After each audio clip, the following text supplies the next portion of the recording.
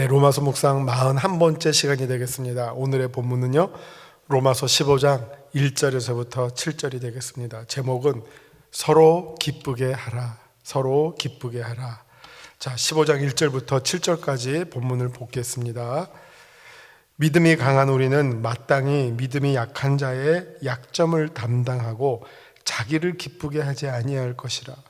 우리 각 사람이 이웃을 기쁘게 하되 선을 이루고 덕을 세우도록 할지니라. 그리스도께서도 자기를 기쁘게 하지 아니하셨나니 기록된 바 주를 비방하는 자들의 비방이 내게 미쳤나이다 함과 같으리라. 그럼 무엇이든지 전에 기록된 바는 우리의 교훈을 위하여 기록된 것이니 우리로 하여금 인내로 또는 성경의 위로로 소망을 가지게 함이니라. 이제 인내와 위로의 하나님이 너희로 그리스도 예수를 본받아 서로 뜻이 같게 하여 주사 한 마음과 한 입으로 하나님 곧 우리 주 예수 그리스도의 아버지께 영광을 돌리게 하려 하노라. 그러므로 그리스도께서 우리를 받아 하나님께 영광을 돌리심과 같이 너희도 서로 받으라. 아멘. 자, 말씀 요점을 보십니다. 그리스도인들의 공동체 안에서의 불화의 문제를 해결하기 위한 바울의 마지막 제안이 이제 15장 1절부터 7절까지 소개가 됩니다. 서로 용납하고 덕을 세운 후 이제 마지막으로 서로를 기쁘게 해주는 일이 곧 불화를 끝내고 화목함으로 가는 길이라고 말합니다. 다른 사람을 기쁘게 하기 위해서는 무엇보다도 자기 자신을 위하는 마음을 내려놓아야 합니다. 이게 이제 본문에 나오는 전체 주제에 해당되겠습니다. 자, 본문을 보죠. 15장 1절부터 믿음이 강한 우리는 마땅히 믿음이 약한 자의 약점을 담당하고 자기를 기쁘게 하지 아니할 것이라. 여기서 아주 믿음이 강한 자는 계속해서 14장, 15장 이 교회 공동체 안에서 문제가 생겼을 때에 그 문제를 풀어나가는 주도권을 누구에게 주고 있습니까? 믿음이 강한 자에게 주고 있어요. 그러니까 문제를 해결하려면 믿음이 약한 자 보고 어떻게 하라고 하는 게 아니라 오히려 믿음의 강한 자가 먼저 적극적으로 이 문제를 풀어나가도록 입장을 정하지 않으면 결코 해결될 수가 없다. 믿음이 약한 자를 먼저 보는 것이 아니라 믿음이 강한 자에게 먼저 용납하고 그 다음에 덕을 세우고 그리고 기쁘게 하고 그러나 그것이 믿음이 강한 자에게만 멈추는 것이 아니라 믿음의 강한 자로부터 시작해서 믿음이 약한 자가 함께 참여함으로 그 공동체의 문제를 풀어나가는 것, 이게 지금 사도 바울이 제안하는 내용이죠. 그래서 바울의 모든 이 권면과 요구의 1차적 대상은 믿음이 강한 자입니다. 그러니까 어떻게 보면 위에서부터 책임을 더 많이 져나가게 되는 것이죠. 그 믿음이 강한 우리는 마땅히 믿음이 약한 자의 약점을 담당하고 자기를 기쁘게 하지 아니할 것이라.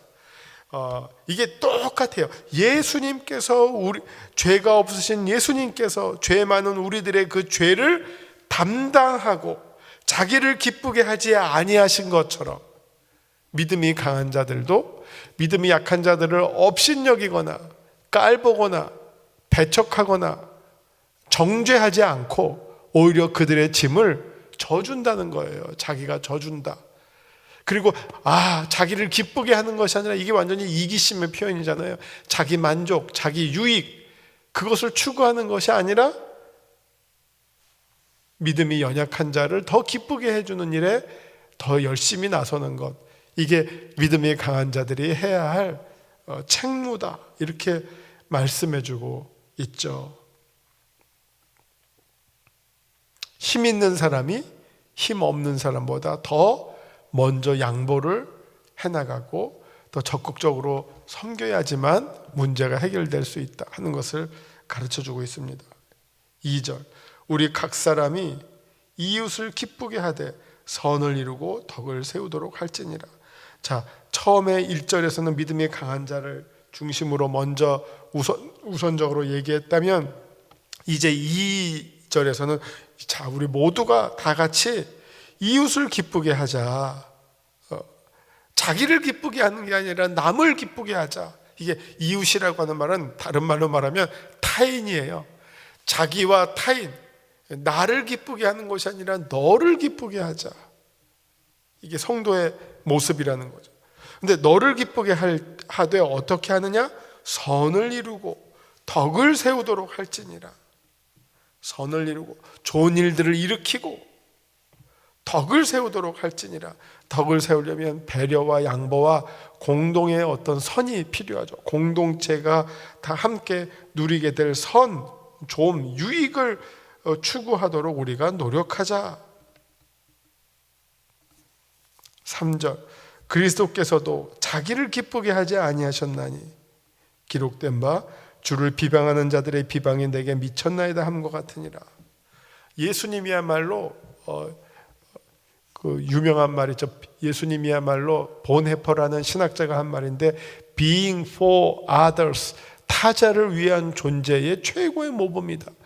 예수님이 십자가 지심은 누구를 위함입니까? 우리를 위함이죠. 자기 자신을 위해서 십자가를 지신 게 아니셨죠. 자기 자신은 죄가 없으셔서 십자가를 지셔야 할 이유가 1도 없지만 죄 많은 우리를 대속하시기 위해서 십자가를 지신 것처럼 예수님이 우리 대신 십자가를 지시고 지옥에 내려가신 것처럼 그거야말로 우리를 위하신 그리스도의 최고의 하이라이트, 우리를 기쁘게 하시기 위해서 스스로 낮아지시고 스스로 희생당하시고 그가 찔림은 우리의 허물을 인함이고 그가 상함은 우리의 죄악을 인함이라. 우리 때문에, 우리로 인한 그 모든 어려움들을 예수님께서 풀어나가 주신 것처럼 우리 믿음이 강한 자들이 본받아야 할 모습이 바로 예수 그리스도의 바로 그 모습이다 하는 것을 3절에서 말씀해 주고 있습니다. 4절, 무엇이든지 전에 기록된 바는 우리의 교훈을 위하여 기록된 것이니 우리로 하여금 인내로 또는 성경의 위로로 소망을 가지게 함이니라. 이 성경의 말씀이 우리를 위한 말씀이다. 그러면 우리에게 어떤 메시지를 주느냐? 첫째는 인내, 둘째는 위로로 소망을 가지게 합니다. 자, 이 말은 이런 거죠. 서로 용납하고 덕을 세우고 기쁘게 하는 일이 어쩌면 당장 결과가 나오지 않을 수 있다. 하면 오늘 하면 내일 딱 결과가 나오는 일이 아니라 시간이 걸리는 일이다. 시간이 걸리는 일이다. 그리고 그 결과가 열매가 나오기까지 씨를 뿌린 다음에 열매를 얻기까지 시간이 있죠. 그 시간을 메꿔 나가는 것이 무엇이냐? 바로 인내다. 그리고 그 인내를 계속해서 가지려면 위로가 필요한데 그 위로는 무엇으로 주어지느냐? 소망으로 주어진다. 이게 바로 우리로 하여금 인내로 또는 성경의 위로로 소망을 가지게 함이니라. 이 소망이라고 하는 것은 장차 이루어질 그 결과를 먼저 맛보고 꿈꾸고 기다리는 것이죠. 인내와 위로와 소망을 우리가 가짐으로 용납하고 덕을 세우고 상대방을, 이웃을 기쁘게 해주는 가운데 그 때가 임하기를 기다리는 것입니다. 5절, 이제 하나님의 이름이 인내와 위로의 하나님이 됐어요. 하나님도 오래 참으시죠. 우리를 향해서 오래 참으시고 우리에게 늘 위로를 베풀어 주시죠. 하나님이 너희로 그리스도 예수를 본받아서 서로 뜻이 같게 하여 주사. 예수를 본받을 때 우리 사이에 갈라진 분열된 모습들이 하나로 모아지고 뜻이 같아지게 되는 것이죠. 그래서 어떻게 되느냐? 한 마음과 한 입으로 하나님 곧 우리 주 예수 그리스도의 아버지께 영광을 돌리게 하려 함이라. 마음이 하나가 되고 입술이 하나가 돼서 하나님 곧 우리 주 예수 그리스도의 아버지께 영광을 돌리게 된다 하는 것입니다. 그래서 7절, 마지막 7절입니다. 그러므로 그리스도께서 우리를 받아 하나님께 영광을 돌리심과 같이 너희도 서로 받으라. 이 받으라라고 하는 말은 그 14장 후반부에서 나왔던 용납하라라는 말이죠. 서로 억셉트해라, 받아들이라. 그럼 그것이 상대방을 기쁘게 해주는 일이다 라는 말씀으로 소개가 되고 있습니다. 자, 그러면 이제 말씀 산책으로 들어가겠습니다. 1절과 2절을 보시면 그리스도인들의 사랑의 출발은 자기를 기쁘게 하지 않고 이웃과 행복을 나누고 이웃을 기쁘게 해주는 것입니다. 사실은 모든 죄의 뿌리는 자기를 사랑하는 마음입니다. 자기를 기쁘게 하는 마음이죠. 그래서 이걸 우리가 이기심이라고 합니다. 이게 모든 원죄의 뿌리라고 말할 수 있죠. 모든 죄의 뿌리는 자기의 유익을 구하는 거예요. 아담과 하와가 선악과를 먹을 때 하나님을 위해서 먹었습니까? 뱀을 위해서 먹었습니까? 자기 자신을 위해서 먹었어요. 어떻게 하기까지? 하나님의 명령을 어기면서까지도 자기 자신에게 유익이 될 것이라고 생각하고 먹었어요. 그게 죄의 시작이죠. 모든 죄, 우리가 탐심, 욕심, 누구 이웃을 상해, 해를 주는 것, 무엇을 합니까? 왜 그럽니까? 자기 자신의 유익을 구하기 위해서죠. 그러나 천국은 어떤 곳입니까? 우리 천국 비유할 때 자기 팔보다 더 긴 젓가락 비유를 들죠. 그래서 천국에 갔더니 사람들이 어떻게 한답니까?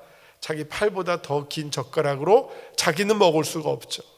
젓가락이 팔보다 더 기니까 그걸로 상대방을 먹여준다 그러잖아요. 아주 재미있으면서도 적절한 비유인데 그 비유가 나타내는 바가 무엇입니까? 천국은 어떤 곳이냐? 자기 자신을 위한 곳이 아니라 이웃을 위한 곳의 끝판왕이다. 이렇게 보여주는 거잖아요. 그래서 15장 1절도 어떤 내용입니까? 그리스도인들의 삶의 윤리의 시작은 무엇이냐? 자기를 기쁘게 하지 않는 것, 오히려 이웃을 더 기쁘게 해주는 것, 거기에 그것이 나의 기쁨으로 삼는 것. 나의 기쁨이 나를 위할 때 이루어지는 것이 아니라 상대방을 위할 때 더 기쁜 것.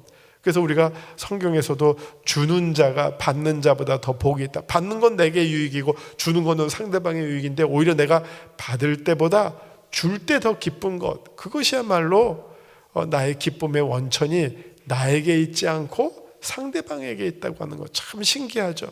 내가 상대방을 기쁘게 할 때 오히려 그것이 내 기쁨이 된다고 하는 것과 나를 기쁘게 하기 위해서 상대방을 기쁘게 하지 않는 것, 이렇게 하면 그 공동체는 완전히 정글처럼 되겠죠. 생존 경쟁으로만 치닫겠죠. 강한 놈만 살겠죠. 이게 소위 진화론에서 말하는 잘못된 세계관이고, 우리 창조 신앙은 무엇입니까? 우리 모두가 다 하나님 보시기에 좋은 거, 각자가 다 좋은 거예요.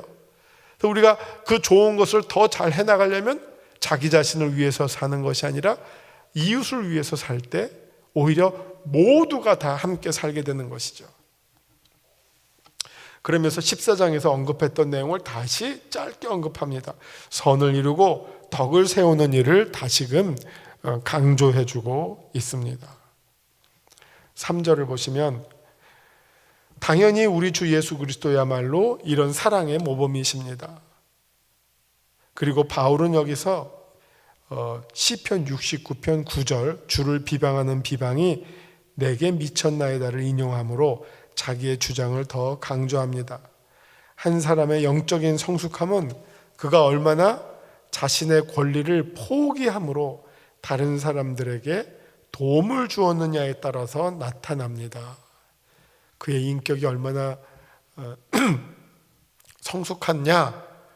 간단하죠. 그가 얼마나 많은 양보와 희생을 베풀었느냐, 그가 얼마나 많은 것을 얻었느냐.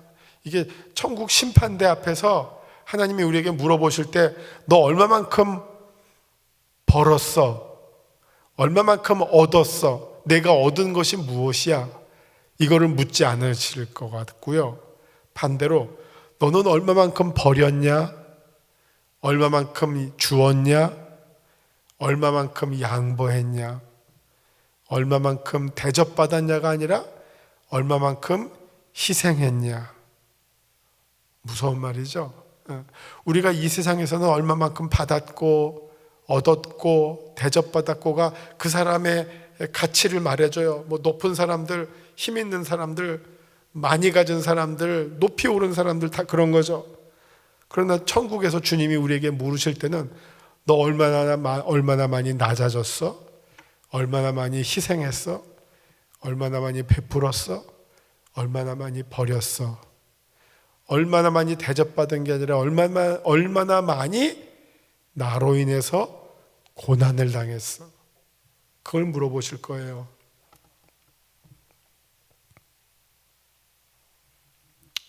그래서 성숙한 믿음의 사람들은 자기가 얻은 것보다 베푼 것에 더 관심을 하게 하고 자기 자신을 기쁘게 하는 것보다 이웃을 기쁘게 하는 것이 더 중요하다고 하는 것입니다. 그래서 성숙한 믿음의 사람들은 이런 일들을 부담으로 생각하지 않고 오히려 축복으로 여깁니다. 자기 자신을 위하는 것이 아니라 이웃을 위하게 하면서 살아왔던 것들을 그게 부담이고 힘들게 느껴지는 것이 아니라 그것을 더 기쁨으로 여기고 자랑으로 여긴다는 것입니다. 마치 부모가 자녀를 위해 희생하듯이 성숙한 그리스도인은 믿음이 약한 신자들이 성장하도록 기꺼이 이러한 희생을 감수하는 것을 우리가 보게 됩니다.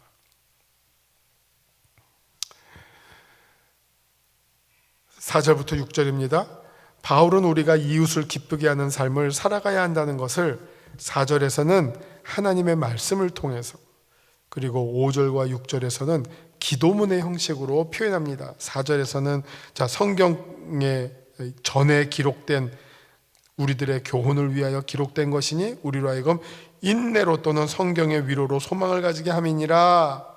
이거는 성경의 내용을 소개하는 것이고, 5절 이제 인내와 위로의 하나님이 너희로 그리스도 예수를 본받아 서로 뜻이 같게 하여 주사 한 마음과 한 입으로 하나님 곧 우리 주 예수 그리스도의 아버지께 영광을 돌리게 하려 하노라. 이것은 우리가 이렇게 글자로 보니까 잘 모르겠지만 이것은 마치 바울의 기도문과 같다는 것입니다. 기도문, 이 자기의 바람을 표현하는 내용이죠. 때로는 성숙한 신앙의 사람들이라 하여도 믿음이 연약한 사람들의 미숙함을 참지 못하는 경우가 있어요. 그때 우리에게 필요한 것이 무엇이냐? 인내와 소망이 필요하다는 위로를 받게 됩니다. 막 보면 막 말하고 싶고 가르쳐주고 싶고 막 입이 근질근질하고 막 마음이 그냥 우라통이 터지죠. 그러나 그럴 때 오히려 꾹 참고 기다리고 소망을 갖고 위로를 받아야 한다는 것입니다. 7절 그리고 이런 인내와 기도의 열매는 그것이 바로 하나님께 영광이 된다는 것입니다. 불일치와 불화는 결코 하나님께 영광이 될 수 없습니다. 아브라함이 조카 롯에게 한 말이 곧 우리의 말입니다. 우리는 한 친족이라 나나 너나 내 목자나 내 목자나 서로 다투게 하지 말자. 다툼은 하나님이 기뻐하시는 것이 아니고 사탄이 일으키는 거고, 하나님이 기뻐하시는 일은 양보와 화목함, 평강이라는 것입니다. 예수님의 다음의 기도야말로 일치를 통한 하나님께 영광을 올려드리는 것의 극치라고 말할 수 있습니다. 아버지여, 아버지께서 내 안에, 내가 아버지 안에 있는 것 같이 그들도 다 하나가 되어 우리 안에 있게 하사 세상으로 아버지께서 나를 보내신 것을 믿게 하옵소서.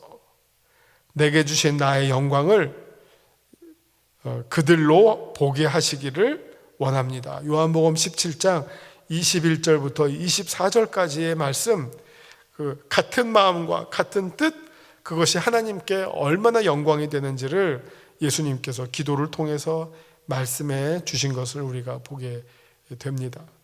자, 공동체 안에 있는 이 불일치와 불화의 문제, 서로 다른 생각의 이견의 문제로 인해서 교회가 분열되는 것이 아니라 교회가 오히려 하나가 되고 하나를 유지함으로 하나님께 영광을 올려드리는 길은 첫 번째는 서로 용납하는 일이고, 두 번째는 서로 덕을 세우는 일이고, 세 번째는 서로 기쁘게 해주는 일에 우리가 열심으로 노력한다면 그 공동체는 정말 하나님 기뻐하시는 거룩하고 아름다운 하나의 공동체로 하나님께 영광을 올려드릴 수 있게 될 것입니다. 자, 말씀 적용 부분을 보십니다. 하나님은 어떤 분이십니까? 5절, 하나님은 인내와 위로의 하나님이십니다.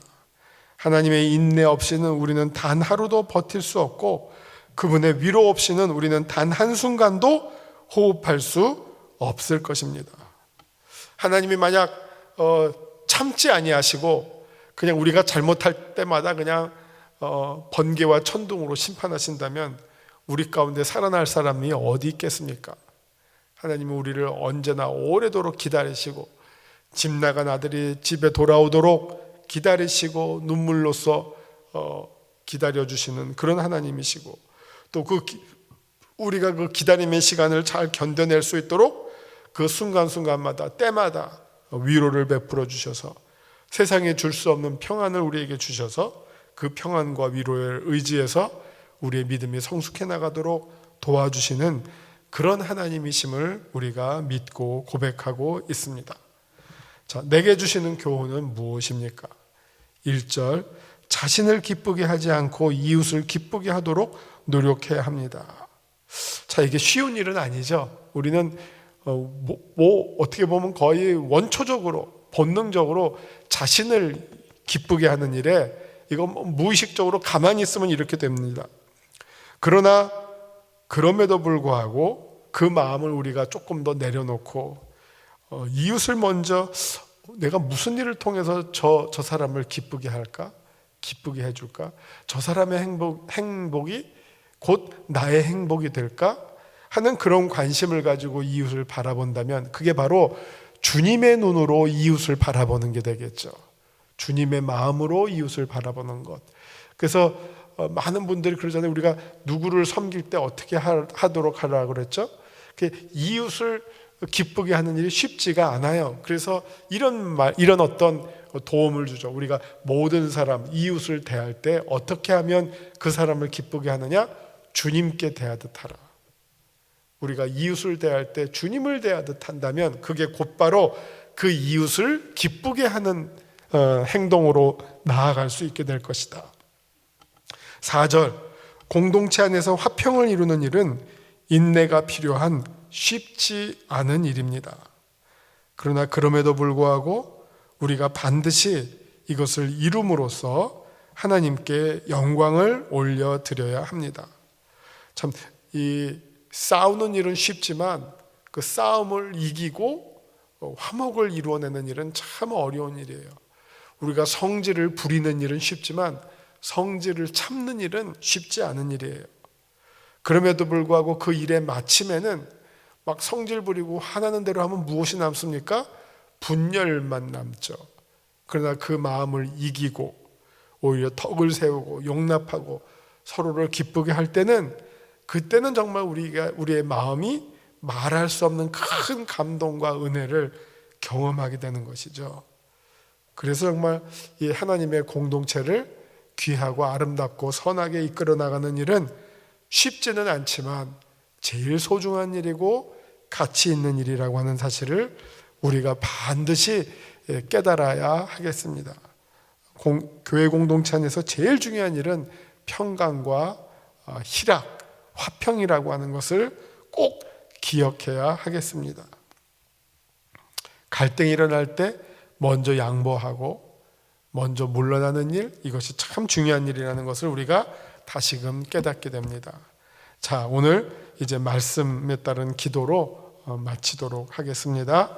기도하시겠습니다.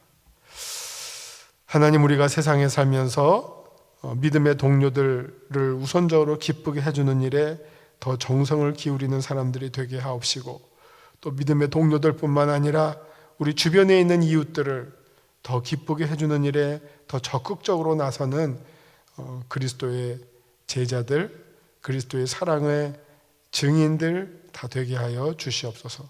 예수님 이름으로 기도합니다. 아멘.